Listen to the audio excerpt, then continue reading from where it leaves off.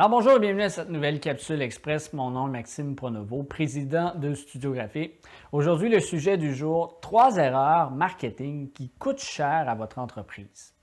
En effet, aujourd'hui, on va parler de 3 erreurs banales en apparence qui peuvent vraiment avoir un impact très négatif au sujet de votre entreprise, au sujet du marketing de votre entreprise.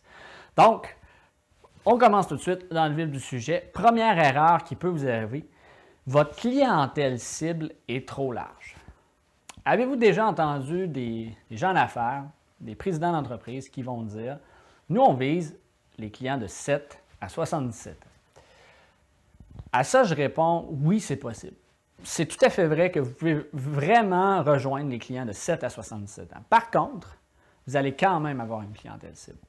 Si vous visez constamment votre approche en disant « je vais viser les clients de 7 à 77 ans », vous allez vous perdre dans votre marketing, vous allez être évasif dans ce que vous allez faire et vous allez manquer de force dans l'impact de votre marketing. Je vous explique.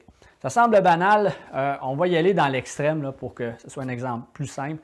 Si vous prenez un enfant de 7 ans et vous prenez un monsieur de 77 ans, vous ne parlerez pas, vous n'amènerez pas l'information et vous ne la distribuerez pas de la même façon, au même endroit, à chacune de ces personnes. L'enfant de 7 ans va peut-être être intéressé par la façon que ça peut l'amener à jouer beaucoup plus à l'extérieur, qu'est-ce que ça peut lui apporter avec ses amis à l'école, alors que la personne à 77 ans va plus avoir un intérêt sur qu'est-ce que peut apporter votre produit pour sa retraite, par exemple. Donc, vous avez deux messages complètement différents et ça, c'est que vous avez les deux extrêmes. Entre les deux, il y a des clientèles distinctes. Les jeunes, les moins jeunes, les hommes, les femmes. Et là, on peut aller dans le très précis, mais vous comprendrez, pour les bénéfices de la capsule, je suis allé avec les deux extrêmes. Ce que ça nous dit, c'est que vous devez vous assurer soit de l'option A, de vraiment focusser sur un range de clientèle, c'est-à-dire une clientèle précise, qui va vous faire en sorte que vous allez avoir différentes avenues à gauche et à droite. Parce que ce n'est pas parce que vous visez, par exemple, les 18-25 ans que vous n'allez pas atteindre des 25-35 ans. Vous allez quand même atteindre cette clientèle-là par la bande parce qu'il y a des gens qui sont plus vieux qui aiment les trucs plus jeunes et vice-versa. Mais vous allez vous concentrer sur que votre message vise ces gens-là. Ce que ça va faire, c'est que tout ce que vous allez faire au niveau marketing va être beaucoup plus précis, beaucoup plus efficace et beaucoup plus rentable pour votre entreprise. Un autre point, une autre erreur que vous pouvez commettre, c'est que votre marque manque de force. L'image de marque d'une entreprise, c'est primordial. Est-ce que vous êtes déjà arrivé d'appeler à un endroit et de sentir que la personne qui vous répond au téléphone est en train de manger sa collation de l'après-midi et qu'elle vous répond et que vous êtes la dernière personne sur Terre qu'elle veut aider? Bien, c'est de l'image de marque. Quand la personne va raccrocher, qu'est-ce que vous vous êtes dit? Est-ce que je vais faire affaire avec cette entreprise-là?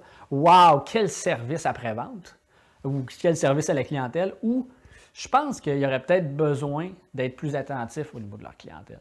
Bien, vous voyez que l'image de marque, c'est beaucoup plus qu'un logo, c'est beaucoup plus qu'un branding, un logo puis un nom d'entreprise. C'est vraiment très élaboré. Alors, c'est important de s'assurer que vous ayez une image de marque forte qui est connue par vos employés et qui frappe constamment dans l'imaginaire, dans l'idée de votre clientèle pour faire en sorte que votre entreprise ressorte du lot.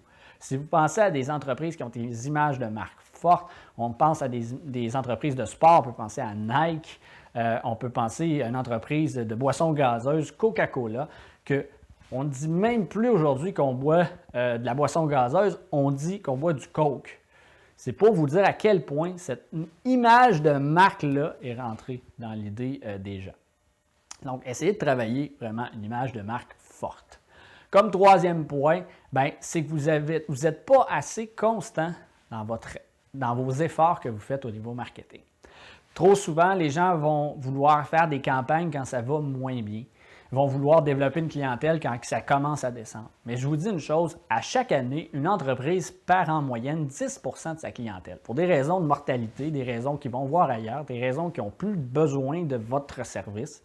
Ce qui fait en sorte qu'à chaque année, si vous attendez pendant 3 ans, c'est 30 % de votre clientèle qui disparaît comme ça sur une période de 3 ans. C'est très futile, c'est très discret, mais si vous faites des campagnes rendues à la 3e année, avant de récupérer votre 30 ça peut être un long processus parce que tout dépendant du temps que vous avez pour signer ou avoir affaire avec un client.